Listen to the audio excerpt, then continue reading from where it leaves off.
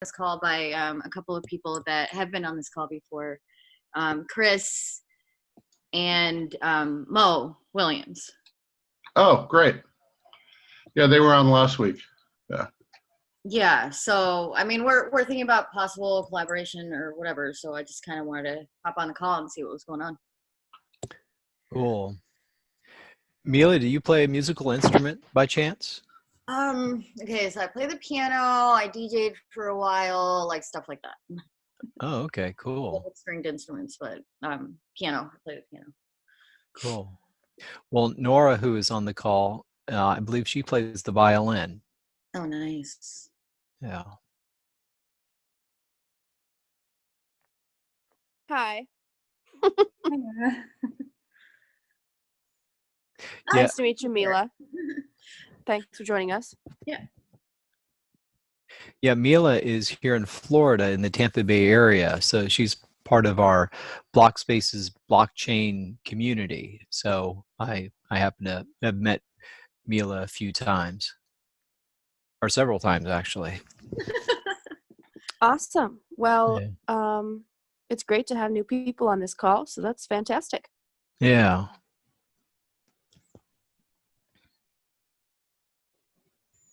Yeah, I see Chris has joined. Hey, Chris.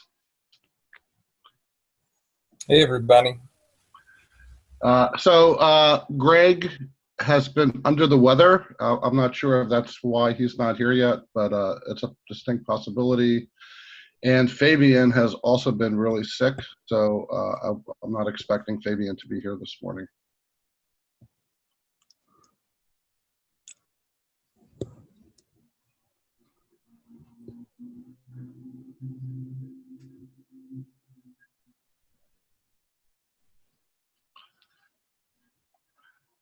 Is there anything anybody wants to talk about?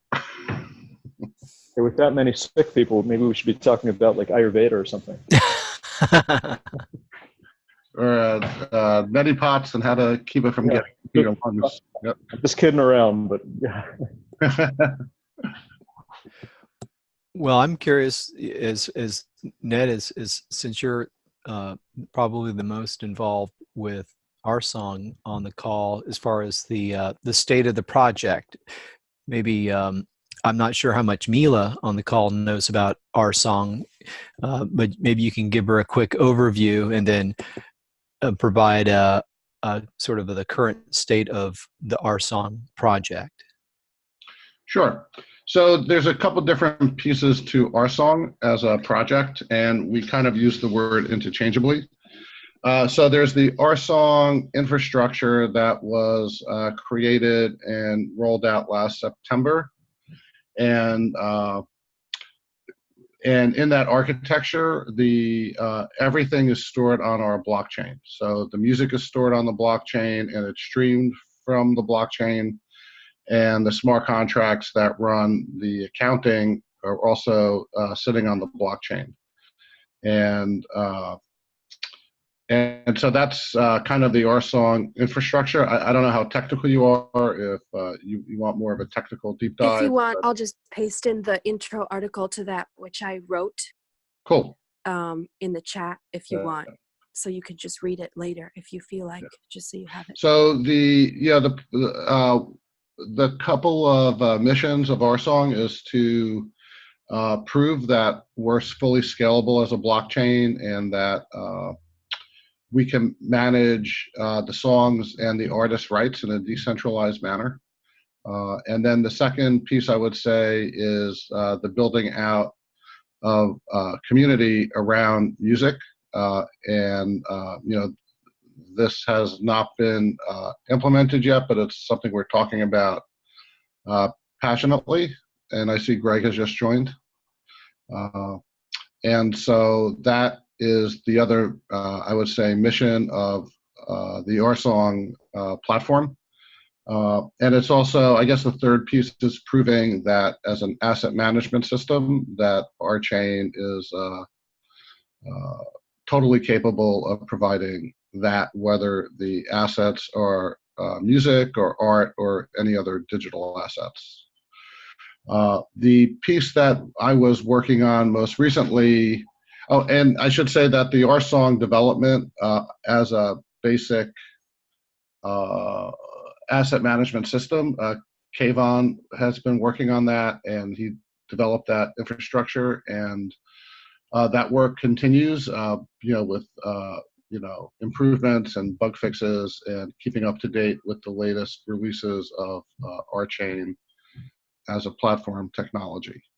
And then recently, I've been working with Fabian and some other folks on the artist intake piece. So we've developed a front end, a web-based front end, so artists have the ability to enter their information, upload songs, specify payments from royalties, and how that's distributed among their everything from the artists who are getting paid, the singer, the songwriters and composers, and the publishers, and how the royalty gets distributed. And we've been working on that. We've completed phase 1 on that, and are getting ready to start phase 2 on that.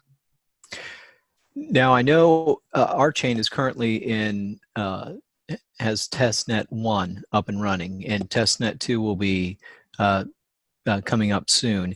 Is RSong dependent on RChain being at mainnet, or can RSong actually get implemented before mainnet?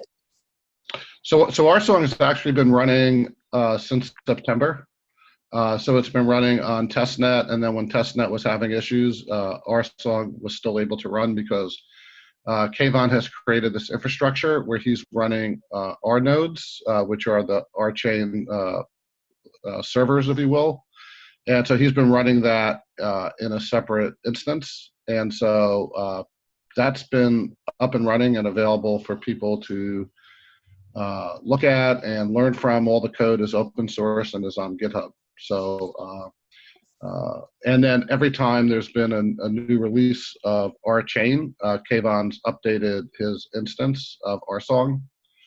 So that's been keeping fully apace with the changes. So I think now we're up to 9.4 of RChain, and so that's also updated for RSong. So everything is up there and available if people want to. So one thing we did is we had a group of developers who were working on the artist intake piece, and they spun up the whole infrastructure that Kayvon had made, and so they were able to run the RSong infrastructure on their servers, and that worked really well. So it's there for the taking. And when do you anticipate the onboarding of prospective artists start onboarding onto the RSong platform to begin? Yeah, so we definitely need to. They could do it today, but it would be, it was definitely a MVP first release of the intake piece. So we're hoping to start work on phase 2 in the very near future, maybe next week even. And then there is a bunch of other like legalese and stuff that has to be worked out.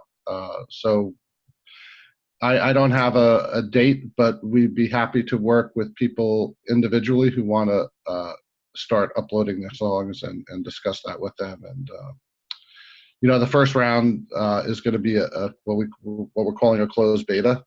So I'd love to start having those conversations if people are interested, and we can work out the timing of all that. Could I interject for a second? So I'm going to be going to a music festival, a techno music festival at the end of May. If you needed like any kind of promotion to like have artists like contact you guys to try your, I guess you're in some kind of a beta phase right now, but if you wanted some people, and could make like maybe card like flyers or something, I could just kind of toss them around, because there's going to be a lot of musicians there, a lot of producers, a lot of DJs. That would be probably a really good question for Fabian, who's not on the call today. But yeah. So we have a pitch deck, and so we have materials available. If you send me, so maybe we should have a meeting, and we could. Yeah, definitely. Yeah. You could ask them, but we definitely have something that you could give out to them. But I don't know, yeah, you should just talk to Fabian. I'm sure he'll have an answer Well, about what yeah, he if you can want do. to put your contact information in the chat window, or contact me directly at ned.robinson@rchain.coop. And then we could schedule a meeting for next week. That would really be great. And we could show you, the pitch deck and give you a quick demo and start a conversation. Okay. And Christian has just added in the chat just now that we are in testnet too. I don't know if you saw that, Ned, but Yeah, Yeah. I just see something about right. that. Let me just put my. Oh, which is exciting and brilliant.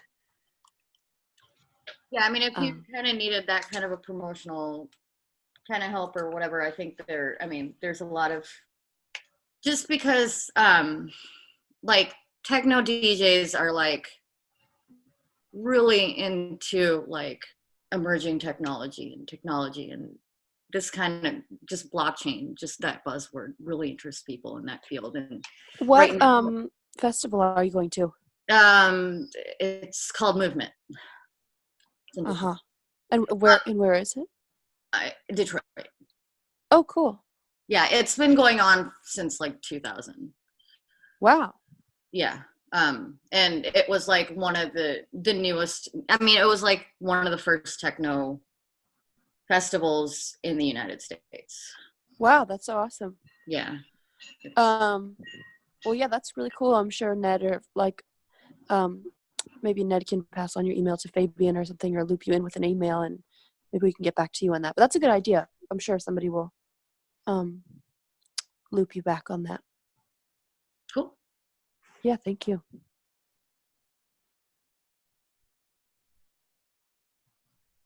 And another component that Mila might be interested in is Ed, is the special the SPV. Maybe you could explain to her what that is and the status of that. That's more Greg questions. So I would let Greg handle that. Sure, Okay. I'm happy to handle that. So RSong is a public benefit corporation. So it's a Washington State public benefit corporation. So it's a little bit different than, a C Corp or an S Corp or something like that.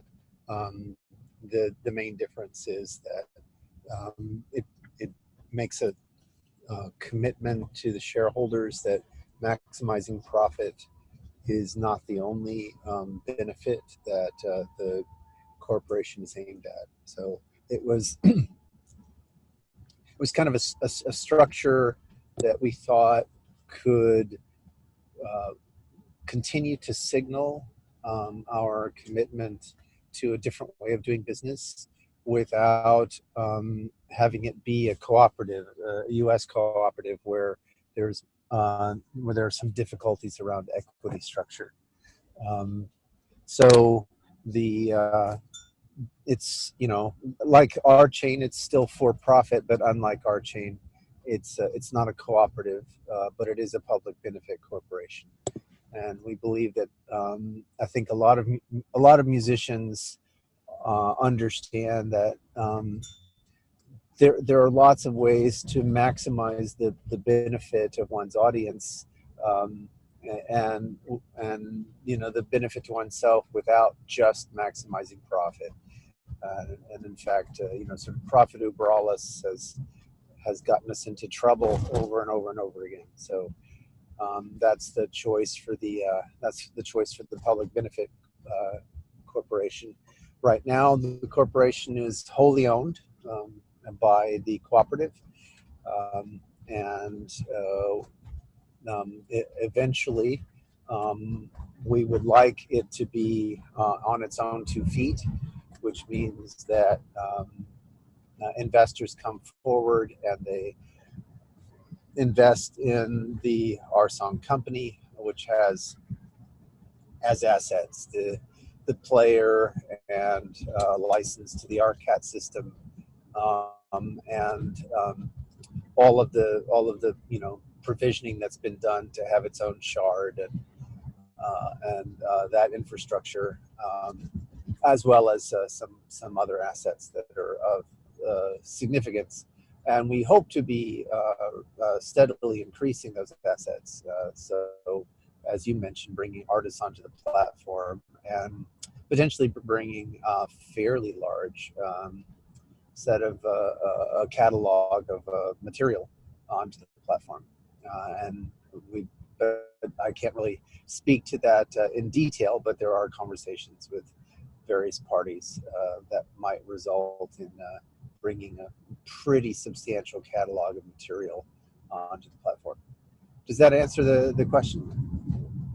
Yes, that was helpful. Thank you, Greg. We appreciate that. Certainly, Mila, I'm sure does. Sure.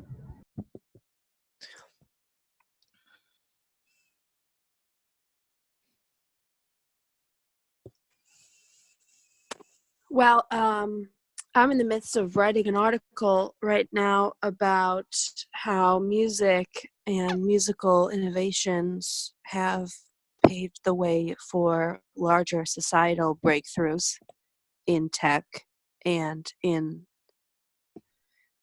larger sort of perspectives, I guess we could say. And I've been going over some comments that Daryl put in my draft. And I was really interested in something that Daryl mentioned. This is kind of going into a different space here, so let me know if this is too far out there. But Daryl was talking about some research that was done about how music was the catalyst that expanded the brain of the early Homo sapiens, which I thought was very fascinating.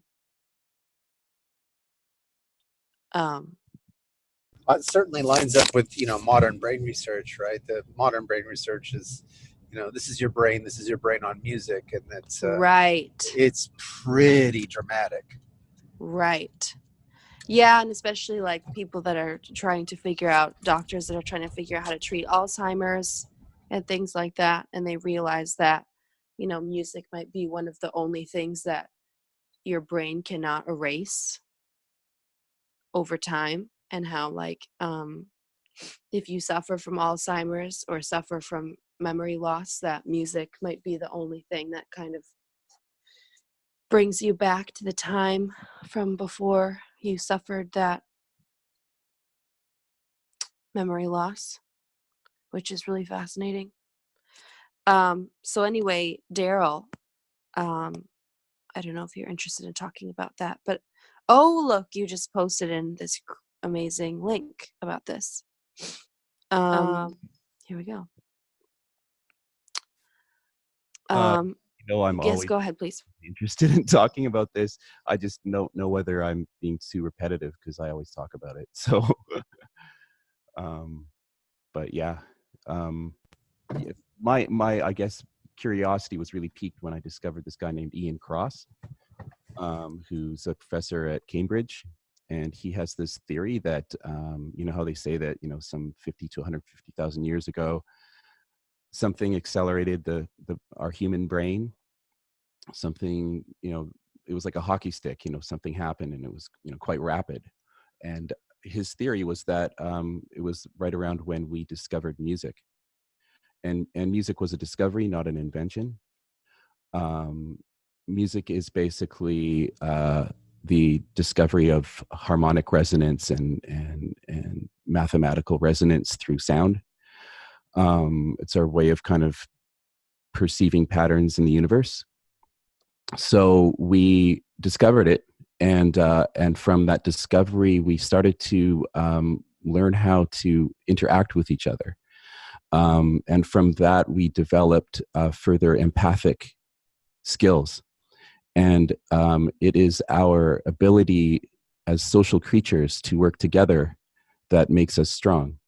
And so he claims that it was the discovery of music that led to all these other things, including speech and spoken language and myriad of other innovations. And so Greg was pointing out that there's recent scientific research that supports that theory, because if that is the case, if music was truly the thing that started us off, then it would probably appear in our brain scans all over the place when we're doing that activity. And as it turns out, it does. In fact, as it turns out, there's one thing that is more activating to all parts of the human brain, one activity outside of listening to music. And that one activity is playing music. So they found that when people listen to music, it lights up your brain like fireworks. When people are actually playing music, it's insane. And it lights up every part of the brain like no other activity. So I tend to kind of believe Ian Cross's theory that this is what started us off. And so when we look at like today's innovations, like I talked about this, I think it was just last week. So again, I don't want to be repetitive, but when we look at today's innovations, it carries through. Like, music was the catalyst for the smartphone. Music helped propagate P2P networks. Music's always the thing that whenever you're starting a new network, get music on there because that's how it propagates. So to me, that's why it's a rational conclusion that we're working on RSong. I do not believe it's a distraction. But yeah. Very interesting. Thank you for sharing that. Yeah, well, the reason I brought it up, other than the fact that it's really interesting, is that, like, I think, and I talked about this a little bit in Berlin when we were all there for the Archain conference last September, was that, when we're building a blockchain system, we're really trying to get a system that knows how to communicate in a decentralized fashion in a way that is self-organizing. And I think it's really ironic that, Greg has a vision for how this can be done in a, secure and concurrent and fast way, but he's also a musician. And I was thinking kind of deeply about this, that I'm a lifelong musician and, I play a lot of instruments and blah, blah, blah. And I was thinking, like, what is the most self-organizing thing on earth? What can we observe in nature, or what can we observe in human life that knows how to self-organize? And I was like, duh, musicians. Maybe not maybe not in their daily lives, but when we play music, we definitely know how to self-organize, especially when you look at a lot of improvisational music, improvised based music, and I just thought that was really interesting. And so part of my article is talking about how if we want to design a great, fast, secure blockchain, that we need to, or we could, I think we need to, but we could look toward what musicians do, especially when they improvise. And especially like musicians, we work with each other, we work with people all the time who don't speak the same language as us, and we have to make something in that moment, and I don't know how it works. Like, I do it all the time and I have no idea how it works. We just like make it happen. And it's like communication that's like beyond communication. And I feel like that's definitely how the blockchain works. It's like, it's some level of communication that is sort of instantaneous, and it's sort of that not one person is dictating what's going to happen. It's that all of these pieces are taking instantaneous cues from one another. And, anyway, it's a bit esoteric, but to me, it makes total sense. And so maybe Greg and I are the only two people here that draw that similarity. But anyway, I'm working on that article right now, so I'm down the rabbit hole over there. So that's No. It's not a rabbit hole. I think you're onto something. I think that a lot of what the blockchain community recognizes is that we have to make ourselves open to these other um, approaches to organization. If we're going to allow for decentralization, which is bottom up as opposed to top down kinds of organization, then we have to make ourselves open to other kinds of influences. And music and harmony, rhythm, melody, these are all manifest notions that are directly related to organization, and they're not restricted just to human beings. Birds sing, whales sing, bees communicate both through dance and through buzzing. Um, Pardon me. So these are organizing influences and methods. Pardon me, 1 second.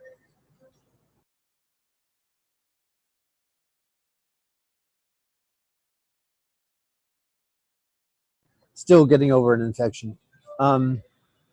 These are organizing influences that work across the spectrum of life, and it would be foolish of us to ignore the power of these kinds of things. They're real, they're substantive, they have a basis in neuroscience, and they have a basis in biology. So yeah, these are, it's very important to consider them. And if you're trying to build scalable systems, whether it's a scalable blockchain system or any other kind of scalable system, it's really important to go and look at examples of scalable systems. And what are examples of scalable systems? Well, the natural world is full of scalable systems. It's just all over the place. Whether you're looking at beehives or forests, these are evidently decentralized scalable systems. So learning whatever we can from the natural order might make our systems naturally scale. So what you're saying, Nora, makes a lot of sense. It's learning how to talk about it in a way that it isn't just intuition, that we can calculate and predict and do engineering and all of those kinds of things is also not trivial, and has been the work of many centuries. I'll stop there and sort of give the floor to others. There was something I wanted to add to the neuroscience, and maybe to add to Nora's rabbit hole. I think there was an article written by one techno musician, Richie Houghton. He was talking about just the steady beat in techno and how it kind of emulates the heartbeat of a fetus when they're in the womb. And so then a lot of people naturally take to those kinds of beats just based off of that, and like how it kind of brings people back to that, like that primal level.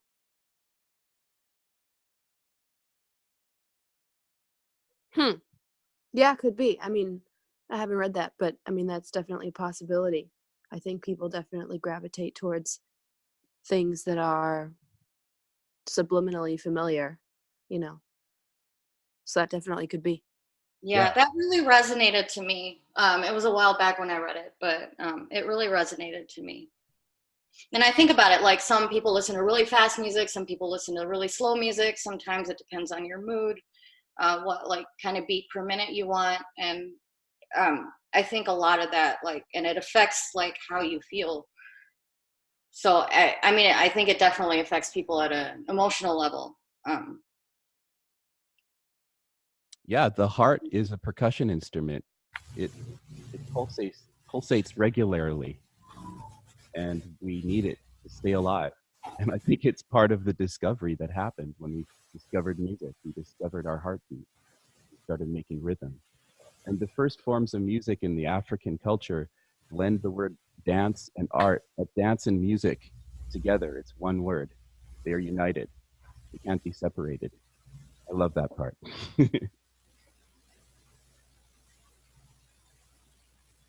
That's very cool. This is Chris. I'm working with Mila on a project that would use RSong, and we're very early. I guess everybody here, we're all very early. Even the RSong platform is early, but there's other platforms that aren't so early. You could think of Spotify or Pandora, and so part of our task when we're describing RSong or why this solution is it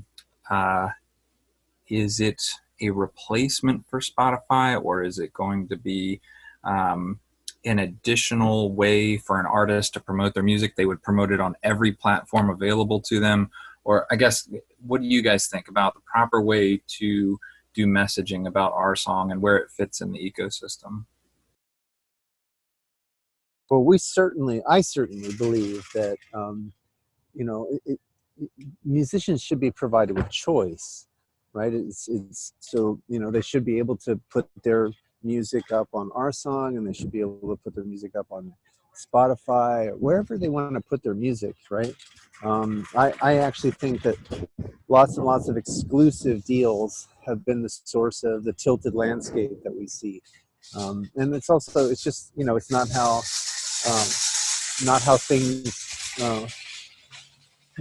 not how things work in a networked world, right? You know, today people are happy posting content on Facebook and Instagram, you know, and Twitter, right? And similarly, it should be reasonable to put content on lots of different networks. So that's the position that I take, and I think that that's the position that the RSong team has landed on as well. It's not that there's anything exclusive about it. However, the nice thing is that when you go to RSong, you're guaranteed that the content is hosted by a decentralized service, right? So whoever is running the validators associated with the RSong shard, that's the community of people that is working to keep your data hosted. And there's no reason why, if you're interested in having a say in the performance of that, or other kinds of issues related to how that functions, then you can stand up a node as a part of that community and participate in the economic benefits of that, and the economic as well as the computational obligations. So that's the beauty of the decentralized approach. It's not like there's some walled garden behind which, you know, your data resides, and, you know, and RSong is setting the terms entirely for you know, the economic proposition. This is a different model. It's a decentralized model and has a lot of benefits. And then beyond that, there's the transparency of the blockchain, so that you can see the reporting and accounting. There's you know, it's not going to be possible for, you know, RSong to hide transactions related with the streaming of content that an artist has provided. So there's you don't have to trust RSong to be the ones to say how much you've made, right? It's not like there's some spreadsheet that some music industry personnel is saying, well, according to our spreadsheet, you made 15 cents. That isn't the way it works in the blockchain world. So there are some definite advantages, but it's up to the artist as to what they want to participate in. Nice. That's very clear. I was talking to somebody who runs an independent label, and I guess I always kind of knew this, but it was interesting to hear him say it.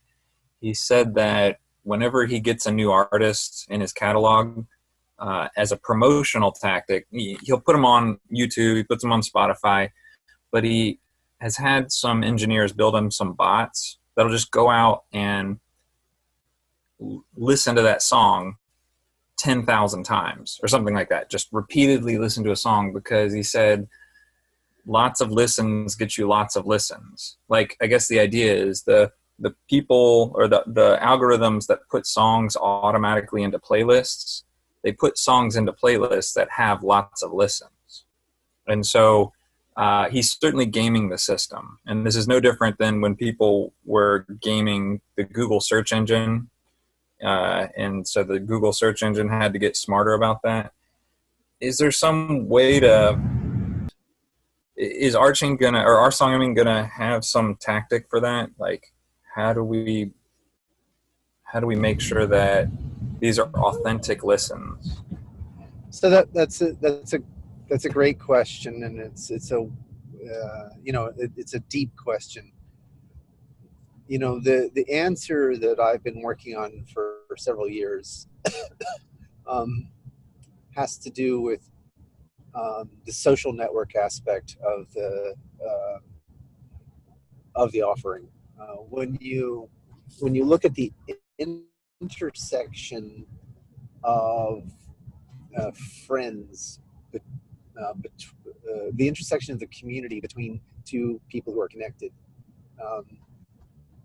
that intersection is more likely to be filled with agents that we sort of recognize as sentient than to be bots, right? So if you take Troy and Abed and their community that intersects, so all the friends of Troy that are also friends of Abed. Well, if Abed is connected to this army of bots, it's quite likely that Troy sort of knows that they're bots because they don't do anything interesting. Likewise, if Troy is connected to this army of bots, it's quite likely that Abed recognizes that penumbra of folks around Troy that just sort of mimic or echo Troy's behavior, that they're not really interesting. They never put anything interesting in their feed. They always just echo whatever Troy does. So it's less likely that Abed is going to connect to them. Abed is going to go to the source and connect to Troy and follow Troy. So the intersection of the social network, the friends that are connected to Abed and Troy, that those agents are much more likely to be human or human enough that you can use that as a guidepost to check to see what the actual engagement in the content is. It's not a proof, it's a heuristic, right? But it's an approach. Does that make sense? It does, yeah. Yeah. And ultimately, this gets really weird and deep, right? If the bots start getting so human-like that they pass the Turing test, do we care? Yeah. Well, I guess there's a way to disincentivize spamming. This is a classic problem in public blockchains where there's a transaction fee, and that's how they prevent spamming. Like, no matter how smart your bot is, you're not going to waste money. Yeah, that's correct, right? So ultimately, it's the energy exchange part of life that has a lot that says a lot about the agent, right? So whoever is performing, whoever has to pay the bill on the energy exchange, that will ultimately guide the behavior of the bot. Yeah.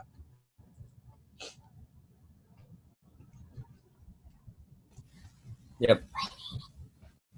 Well, I'm very interested in ways to plug in. I think that there's something very unique about the RSong offering, and I do recognize that there's a lot of other platforms that are trying to address this problem in their own way.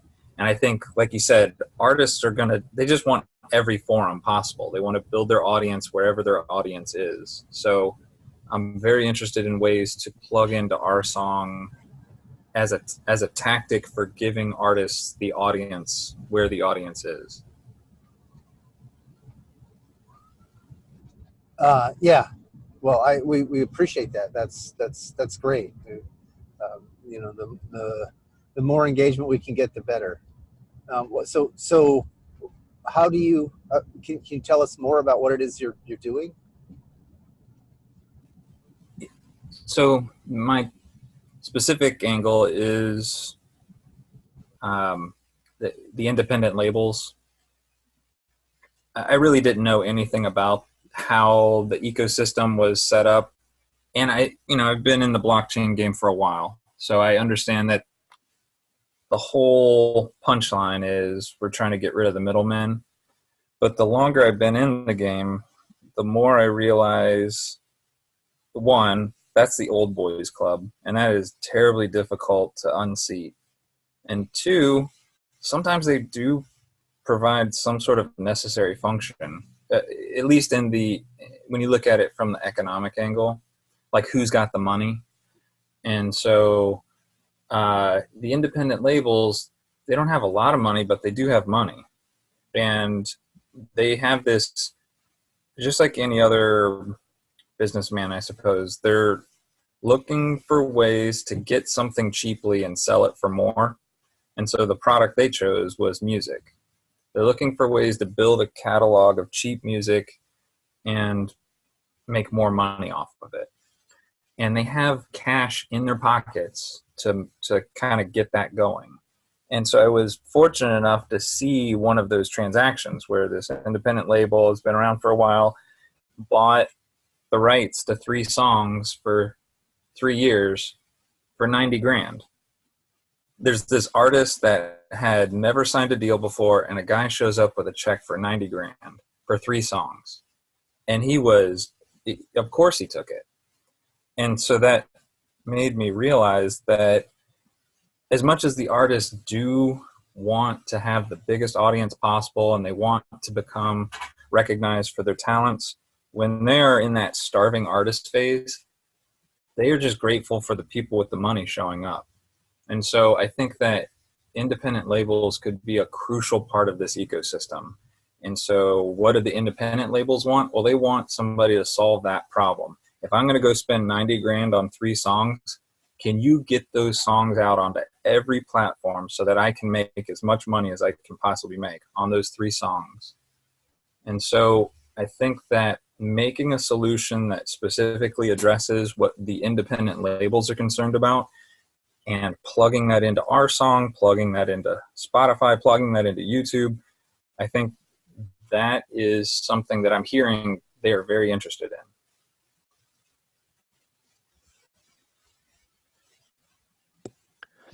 And it's interesting, Chris, that you sort of identify that independent artists as a target market, because as I sit in on the RSong calls each week, RSong has identified that same group of independent artists as a key target group. So on your end and on the RSong end, it seems identifying that independent artist, that group segment is going to be a key component. So that was interesting. It is. And I'd also just like to differentiate. There are the artists, but there's also independent labels. And so the labels are the guys with the money. The independent artists are the ones looking for someone to fund them. Chris, I sent you a link on chat. Can you take a look at it real quick, please? So I just want to point out that our song takes a slightly different definition of independent artist. So we define the independent artist as the artist who owns all of their rights, publishing, mechanical, performance, all of it. So that can include starting artists, that can include mid-tier artists, and that can include top-tier artists. Metallica owns all their rights. Pearl Jam owns all their rights. And that has been a trend for the last 10 years, for artists to own their rights, because they have seen how the music industry has not done right by them. And so and I also recognize the distinction between an independent label and an independent artist. So a label can can and should help independent artists who could benefit by strength in numbers, gather together under one umbrella to work in an ensemble fashion. So that's a strong play and an important play, and it's so that's the other side of what I hear Chris talking about, where the independent label is the motivated business entity that is trying to find ways to maximize their profit. I think it's also that a lot of independent labels are recognizing that when they have a collection of artists, then that the collectivity is what gives them some significant um, clout or ability to act in the marketplace.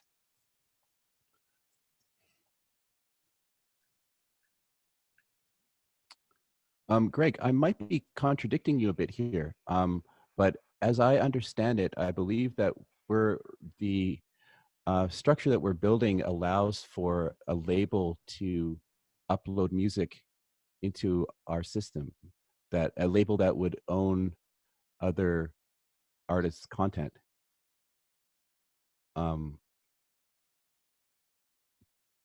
So, like, I guess, like from my perspective, there are a lot of indie labels. I agree with Chris that there are so-called middlemen, indie labels and indie publishers that provide a great service to artists, and artists are in a very happy relationship with. I can list off from my own personal experience, Nico Case, who has been working with Anti, the independent label Anti, which is a subsidiary of Epitaph, for like 20 years now, in a very, very, very positive relationship. And so I think that one thing that does distinguish us from many other blockchain music initiatives is that a lot of other blockchain music initiatives attempt to avoid the realities of the current music industry and have this idea that they're going to rebuild the entire music industry from the ground up based on independent artists that own their own content and own their own publishing. And I just don't think that's a realistic look or a positive look at how the giant world of the music industry functions. So I do believe that in our intake, there is a place where you can enter in whether you're a label and whether you own the content or not.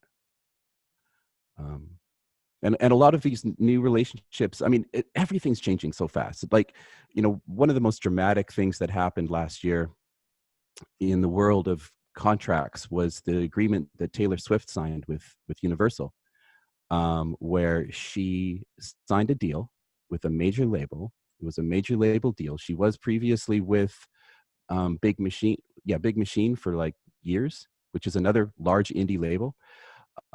And she signed directly with Universal. However, she retains 100% ownership of her content. So she created an oxymoron, an independent major label deal. So, things are changing so fast. I think the major labels are kind of realizing that they don't really have control over ownership as much as they used to. Well, and go ahead, Nora. Sorry, didn't she also found that company with her manager with Big Machine? Wasn't that Taylor Swift was Big Machine's first artist that it signed?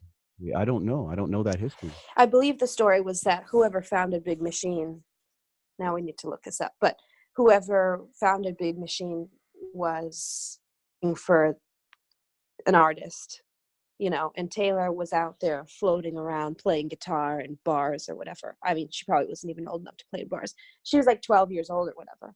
Right. And they like teamed up, and then obviously it worked out. But I don't think that either of them would have achieved any success without the other one, which is a really interesting story.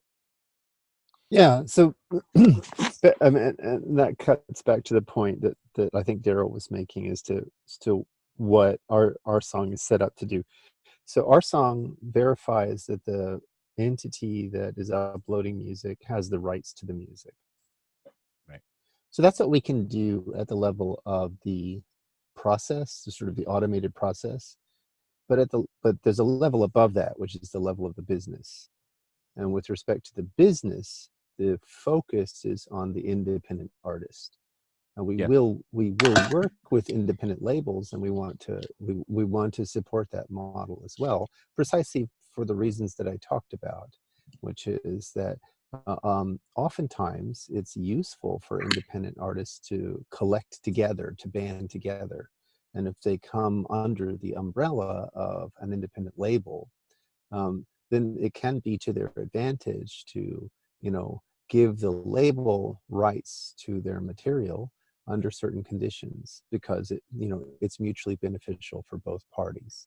But the focus of our song, at least for the beginning, the initial period, is the independent artist.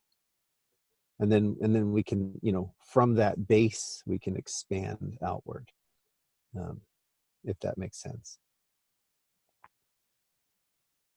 Yeah, it totally makes sense. Like, so like, I think it's worth examining what a label is now, because we the traditional definition of a label was basically like three pillars of control. It was production, marketing, and distribution. And the major labels, the thing that defines a major label was that they had a major distribution network. They were able, this is back in the days when people used to buy physical recordings. They used to be able to ship the records to all the various retail locations. And they had a mechanism, you know, with shipping to, you know, a large scale distribution. So if you examine all three of those in today's world, production costs have pretty much dwindled down to zero. Believe me, I know, because I'm in that industry and I'm suffering right now. And I think that's great. You know, I think it's great that artists are able to make their own recordings for literally no money. They buy some software and buy a laptop and a mic. And, you know, you look at the top 10 right now, almost all of the music on the top 10 was done on a laptop with one microphone. So production's done. Then you look at distribution. Well, what's distribution now? Distribution now is basically what Chris is talking about. Can you get my stuff up on YouTube and Spotify and all the major streaming services? That's distribution. So the major labels don't control that, although they do have a large control over Spotify, which is an interesting transitory state we are in right now. And then there's marketing. And marketing is the one area that the major labels continue to control, because for some strange reason, terrestrial radio is still very powerful. But those days are numbered too. So I think that the key, what we're wanting to do here is we want to provide for the current way the industry works in the world of indie artists, indie labels who work well with indie artists, but we also want to build an architecture that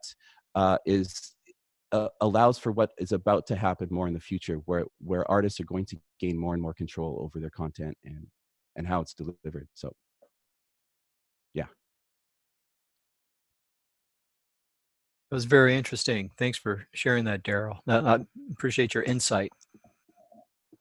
I do too. I really do too. I think also, you know, we have to jump over to a staff meeting, but just in the last minute or so,